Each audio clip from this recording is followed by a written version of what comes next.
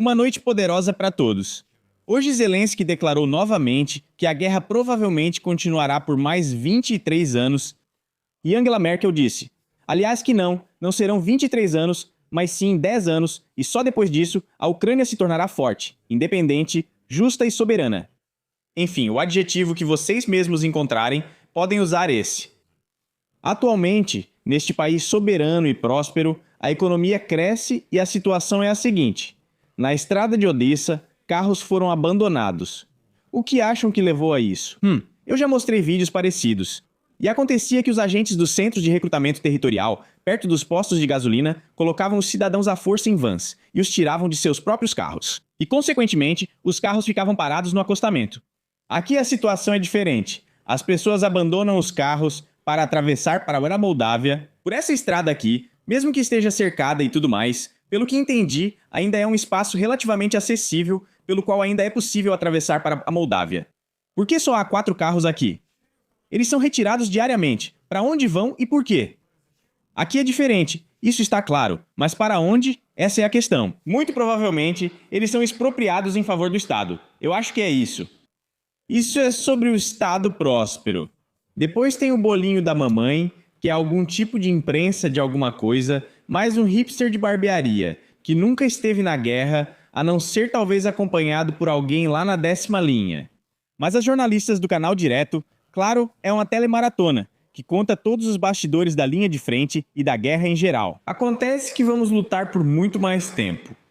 Eu sou, parece, dizem, um verdadeiro ucraniano, bem, como nós. Ou seja, alguém, mas definitivamente não uma jornalista, claro, com esse personagem. Vai continuar. As autoridades ucranianas devem ser honestas e abertas com os ucranianos e se orientar pelo fato de que... Bem, o mesmo, a honra das autoridades ucranianas. Se quiserem viver neste país, todos devem servir e ter treinamento militar básico, estando prontos para defendê-lo a qualquer momento. Cada um deve estar pronto desde o jardim de infância para defender o país. O seu amado Estado, ao que parece, e não o país. E para isso é preciso entregar as crianças, doar dinheiro e fazer qualquer coisa, desde que o Estado, representado por pessoas como essas, continue seguro. Ah, e a jornalista é interessante. Ela toda vez, não importa quem esteja falando, seja um patriota ou não, ela olha como se o interlocutor dela, desculpe a expressão, tivesse se borrado. Ela sempre tem essa expressão.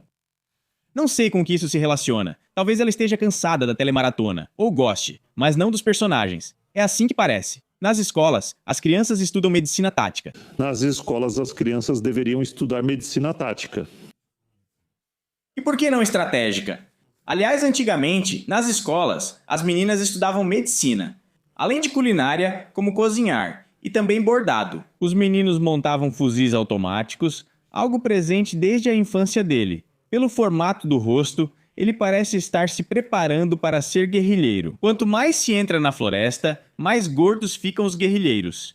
Ou, quanto mais largos nossos rostos, mais estreitas nossas fileiras. Aparentemente, é na esperança disso que está sendo feito o treinamento tático desses apresentadores, desses porta-vozes, para que eles mantenham as fileiras unidas. Mas para que ninguém saia dessa fileira. Assim, com seu rosto largo, você apoia Bob, seu irmão de armas, o Cossaco, o Posistre ou outro personagem. Ninguém cai. O centro de tudo isso, naturalmente, é o Dick.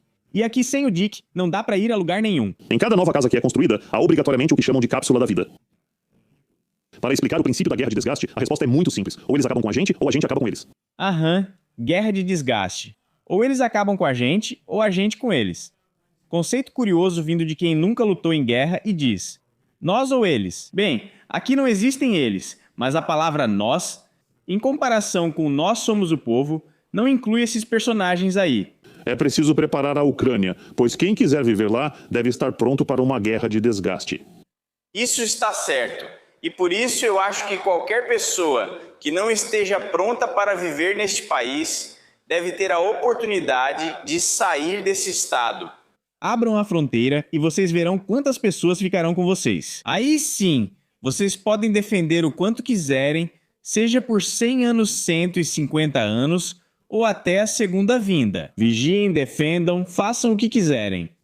Existem analistas americanos muito profissionais. Eles, por exemplo, avaliam que numa situação como a atual, a guerra russo-ucraniana pode durar, por exemplo, mais 12 anos.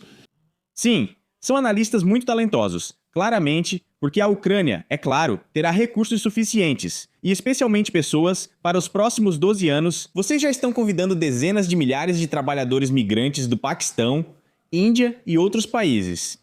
Que 12 anos, tio? Do que você está falando? Mesmo que a Europa continue dando dinheiro, e com os atuais volumes de financiamento, é improvável que a própria Europa aguente 12 anos com esses volumes nenhum país aguenta.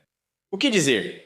Falar sobre a Ucrânia, que 12 anos aqui o difícil é aguentar mais um ano. Com o atual volume de fuga, fuga de cérebros, simplesmente fuga de jovens e até de pessoas não tão jovens. Mas aqueles que são, como costumam dizer, uma unidade econômica, uma célula social da sociedade. Sem eles, quem vai sobrar daqui a 12 anos, paquistaneses, vão lutar por você, vão ficar aqui? Lá. Bem, você acabou de ouvir mais um especialista dizendo: nós ainda vamos lutar por muito tempo. E não é só ele que pensa assim. Eu fechei o que precisava mostrar para vocês agora, fechei recentemente, pronto. A revista The Economist também pensa assim e comenta sobre o tempo de preparação da Ucrânia, que está lutando duas guerras diferentes ao mesmo tempo. Uma delas ela está vencendo gradualmente e na outra ela ainda está atolada. Eu não sei o que o médico diria sobre esse jornalista que escreveu esse artigo, mas provavelmente não seria algo muito bom e dificilmente agradaria ao jornalista, porque as duas guerras sobre as quais ele escreveu, na verdade, são uma só guerra. Só que ele está falando sobre a guerra tecnológica, e a Ucrânia está vencendo. E aqui ele conta que as notícias da linha de frente são as mais animadoras dos últimos anos. Comandantes creem que tropas ucranianas, com o uso de drones, acharam fórmula para conter avanço do exército de Putin. 35 mil soldados russos estão sendo retirados, não estão construindo nada, 50 mil querem sair. Estão pressionando a Rússia. Depois, um certo general de brigada, Pavel Pallets, que aliás não é apenas conselheiro do presidente, mas também participante do processo de negociação, avalia com ceticismo a capacidade do Kremlin de alcançar as fronteiras administrativas de Donbass até o outono. Ataques de drones de longo alcance ganharam importância, como evidenciado nos ataques a refinarias de petróleo e outros alvos. Também é informado que 95 desses sistemas são desenvolvidos e produzidos pelo Complexo Industrial de Defesa Ucraniano. Eu gostaria de ver o Complexo Industrial Militar Ucraniano, que produz chips eletrônicos. Ou pelo menos os resistores mais simples, SMD, capacitores, por exemplo, ou algo assim. Ah, esse ponto de vista é interessante. Se os drones são montados com peças como Lego, não quer dizer que foram desenvolvidos e produzidos na Ucrânia. Isso indica que as mesmas placas-mãe são encomendadas em algum lugar e depois tudo isso é montado. A carcaça pode até ser impressa numa impressora 3D ou talvez nem imprimam. Se alguém for especialista, explique como isso é feito. Mas é 146%, certo que os drones não são 100% produzidos na Ucrânia. Não vamos supor mais do que isso. E depois ainda dizem que Viktor Orbán, que perdeu as eleições na Hungria em abril, não pode mais bloquear a ajuda à Ucrânia.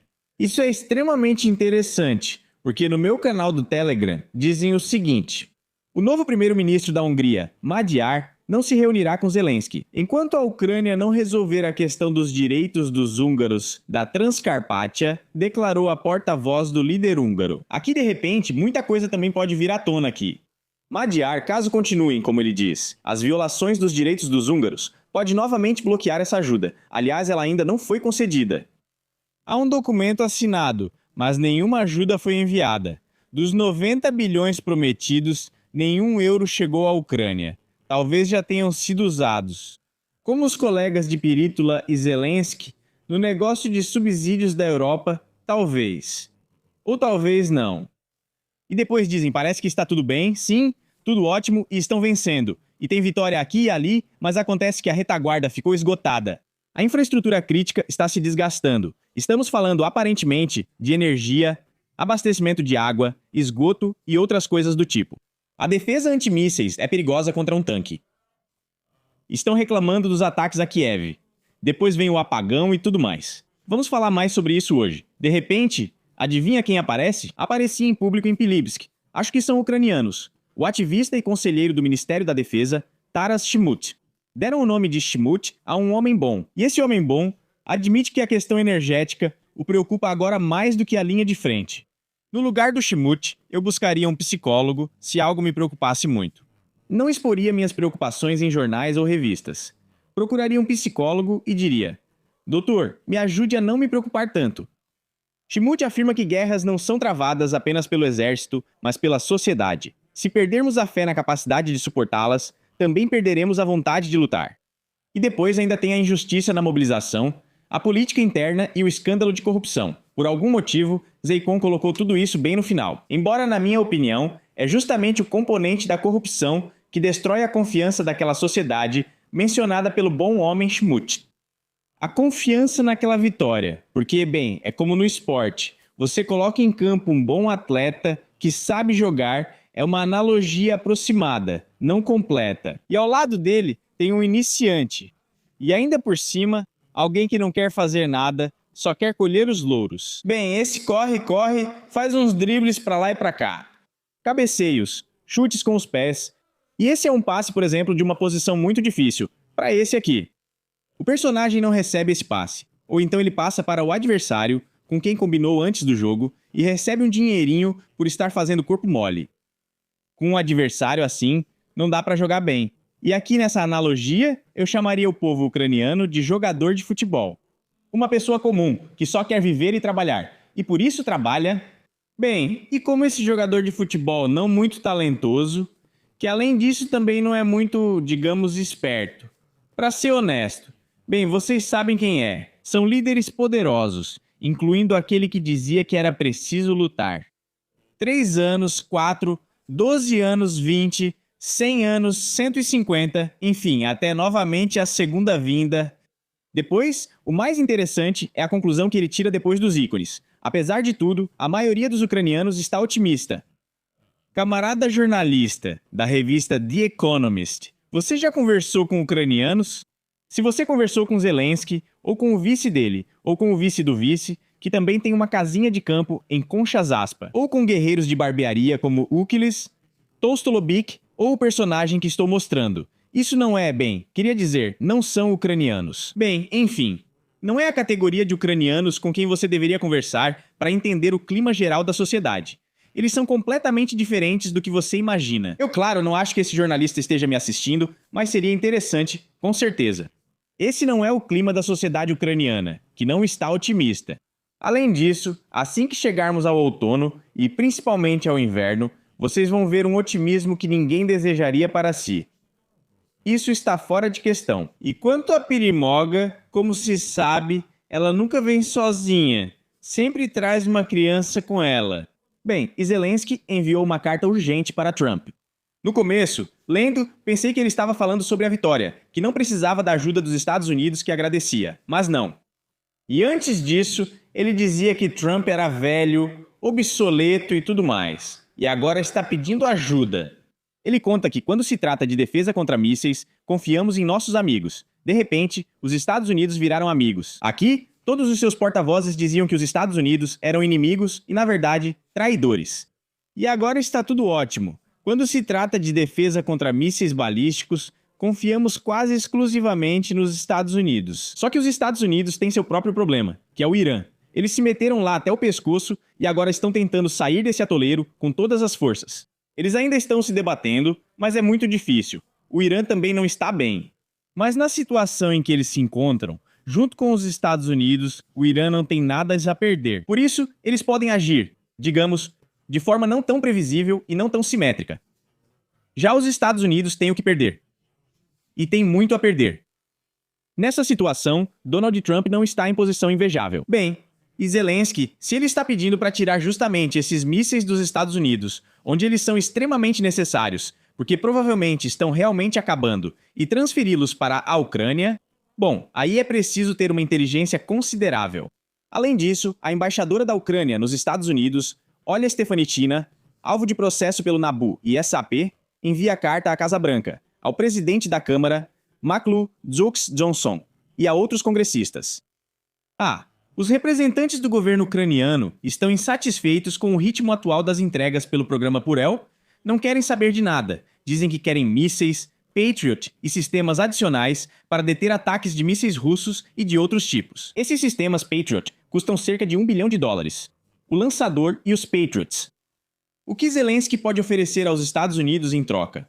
É improvável que até a Europa dê tanto dinheiro. Se der, ótimo, mas a Europa não vai suportar por muito tempo. Novamente, lembrando que a Ucrânia quase não tem defesa aérea para proteger suas próprias cidades, a Ucrânia está acirrando, está escalando a situação. E aqui nós escrevemos com orgulho: Voronezh, Taganrog e Tuapse. Novamente, Tuapse. A Ucrânia atacou à noite vários alvos na Rússia com mísseis. É orgulhosamente anunciado, mostrado, tudo isso é exibido aqui, o quão complicada está a situação. Fotos são mostradas com orgulho, onde algo está soltando fumaça. E aqui também algo está soltando fumaça. E ainda tem vídeo. Bem, isso é no Telegram, mas não vamos entrar lá. Mas no geral, nada de bom. E Sebastopol também. E o mais interessante, é interessante que dizem que essas cidades comemoram o dia da URSS, RSSU. Eu não sei o que é Ucrânia. Bem, no geral, isso é algum tipo de sarcasmo, sabe? Ironia. Naturalmente vai haver uma resposta. Naturalmente, vão dizer de novo que, bem, no geral, isso é simplesmente um ciclo interminável de violência, que ambos os lados simplesmente não param. O mais interessante é que a Ucrânia está cada vez mais exigente. Mesmo recebendo dinheiro, ficou ainda mais exigente. Aqui, por exemplo, um jornalista. Eu vi esse artigo, vi quando um do Wall Street Journal escreve: os negociadores do Trump devem vir a Kiev. Achei que já que isso é para o futuro, eles vão vir a Kiev. Acontece que o jornalista que traduziu esse artigo lá não é tão categórico, aliás, no próprio original, diz que eles são obrigados a vir. Ou seja, não foram convidados, não querem e Trump não disse que viriam. Não, eles devem vir para continuar as negociações com Zelensky, para discutir tudo isso, para mais uma vez, aparentemente, ver as casas destruídas como se eles não tivessem visto antes. Recentemente também mostraram para algumas delegações da Europa, acho sim, casas destruídas. Bem, eles olharam, claro, sentiram pena das pessoas. Bem, o prédio está destruído. Bem, não é a mesma coisa que nas fotos. Outra vitória é que até mesmo no verão podem voltar os cortes de energia na Ucrânia. Perguntam onde a situação será mais difícil. No verão, podem voltar a implementar cortes de energia de hora em hora em caso de aumento brusco da temperatura e de pico de carga no sistema energético.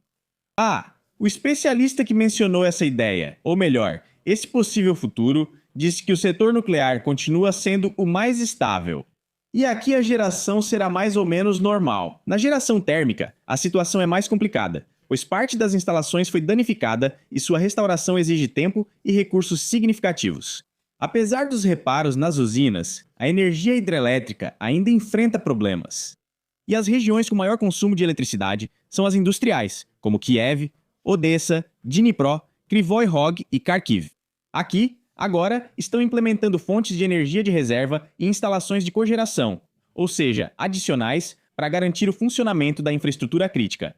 E se houver também uma onda de calor, os problemas podem ser maiores nessas regiões do que na média nacional. Kryvyi Rog é a cidade natal de Zelensky, mas atualmente ele considera Kiev sua cidade natal, enquanto Odessa serve apenas para dar uma ajeitada e embelezar.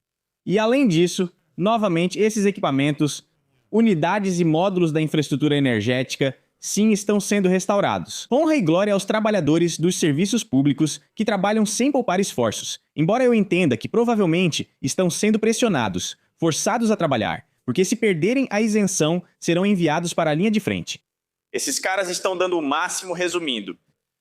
E, bem, eles consertam e na mesma noite pode acontecer outro ataque. Bem, depois tem que consertar de novo, mas não há tantas peças de reposição. E não estou falando de parafusos, porcas, arruelas ou qualquer outra coisinha. Não, são os próprios módulos, como as turbinas, que são encomendadas separadamente. Não é um produto padrão. Claro, existem esses também, naturalmente, mas se pegarmos uma grande usina nuclear ou térmica, às vezes as turbinas são personalizadas.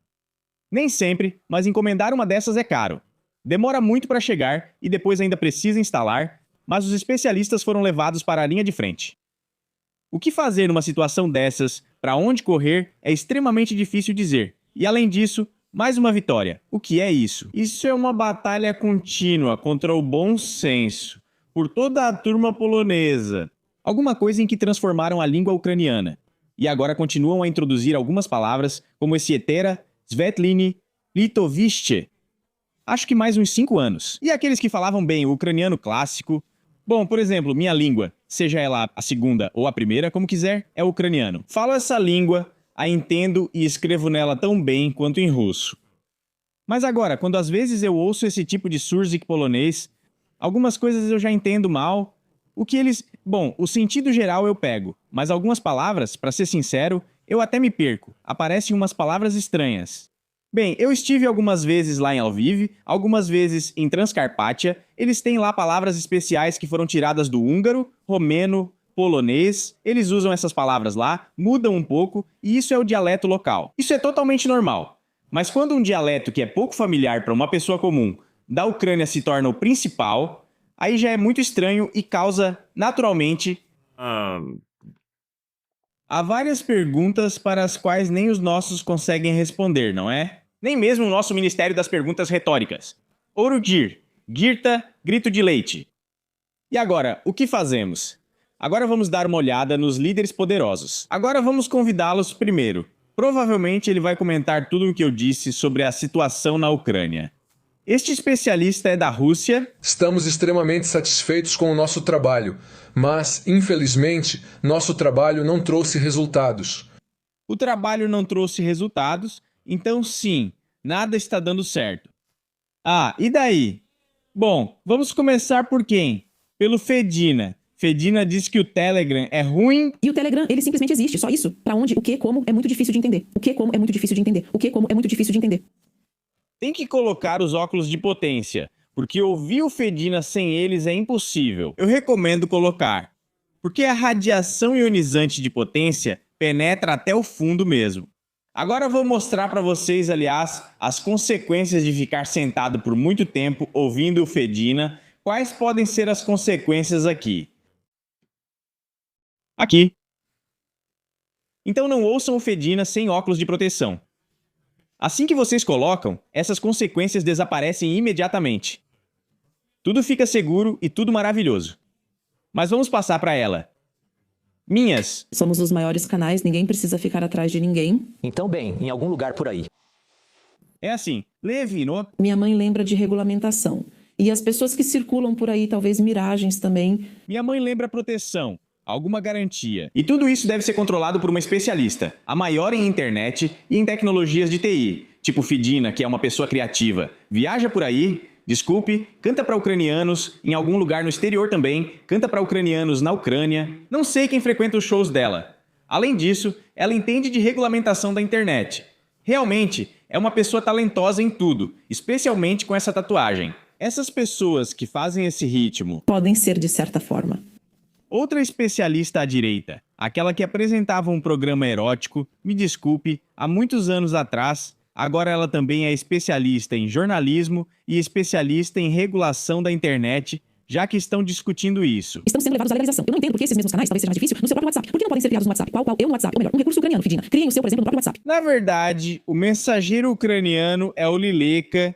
E pronto, você pode usar o Lile Chat lá e ficar quanto quiser conversando, conversando e conversando. É ele mesmo. Na verdade, uma plataforma de inteligência artificial foi criada, deram a ela um nome tipo Lapat ou algo parecido, mas criaram. Tem alguma coisa lá. Ela responde e se mexe, então aqui também dá pra fazer. Está certo que isso é totalmente sem controle? Não, isso está errado. E eu realmente não gosto. E de alguma forma, não me agrada quando até alguns dos meus amigos escrevem: facas são perigosas, porque com facas você pode matar. Então vamos proibir todas as facas. Elas devem ser pelo menos de alguma forma controladas, não totalmente descontroladas.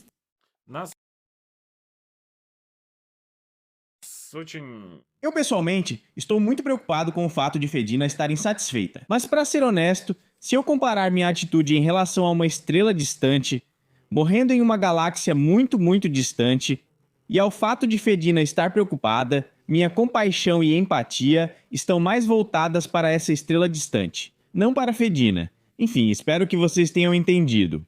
No mais, é isso. Não se esqueçam de se inscrever no canal.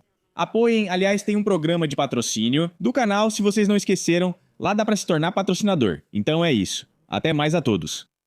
A pergunta era sobre ajudar na reconstrução após a guerra e que a Rússia quer ajudar. Eles têm que nos dar dinheiro.